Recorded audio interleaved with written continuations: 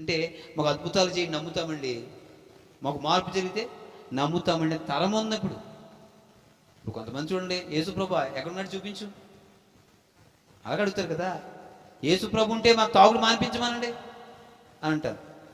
యేసుప్రభు ఉంటే ఇగో మా అబ్బాయి నా మాట వింటలేదు, ఈయనలాగా చేస్తే నేను కూడా వచ్చేస్తాను చర్చికి, ఇలా కూడా అనేవాళ్ళు ఉంటారు.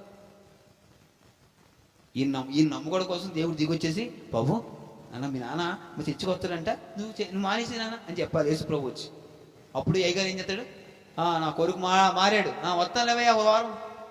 ఈయన గారు వచ్చే ఒక్క వారం కోసం ఇప్పుడు యేసుప్రభు గారు ఏం చేయాలా, దూతను పెట్టేసి, ఇగో బాబు గాబ్రియల్ గారు ముందు వెళ్ళి ఆ అయ్యగారు చర్చికి వస్తాడంట, వాళ్ళ కొడుకుని తీసుకొచ్చి మందిలో అనుకోక కూర్చోబెట్టయ్యా అని చెప్పేస్తే, ఇదే కదా కోరుతుంది ఈ రోజున.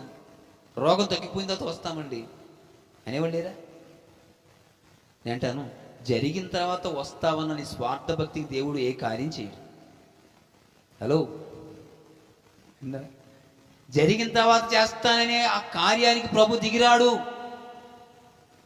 అందుకే ప్రభువా జరిగించినను జరగకపోయినను నీవే నిజమైన మా రక్షకుడు అని నేను నమ్ముతున్నానయ్యా అని ముందుకు అడుగై. దేవుడిని ఒక్క అడుగు ఇస్తే ఆయన 10 అడుగులు వేసి నీ ముందుకు వస్తాడండి. హల్లెలూయా, హల్లెలూయా. అదండి దేవుడు కోరే విశ్వాస జీవితం. ఒక్క అడుగై నువ్వు. జరిగినను జరగకపోయినను, మారినను మారకపోయినను, కొట్టినను బ్రతికించినను చంపినను నీవే దేవుడు అయ్యా, నీ చిత్తమైతే బ్రతికించు, నేను మాత్రం నీ పాదాలు విడిచిపెట్టానే ఆ భక్తి జీవితానికి మనం రావాలండి.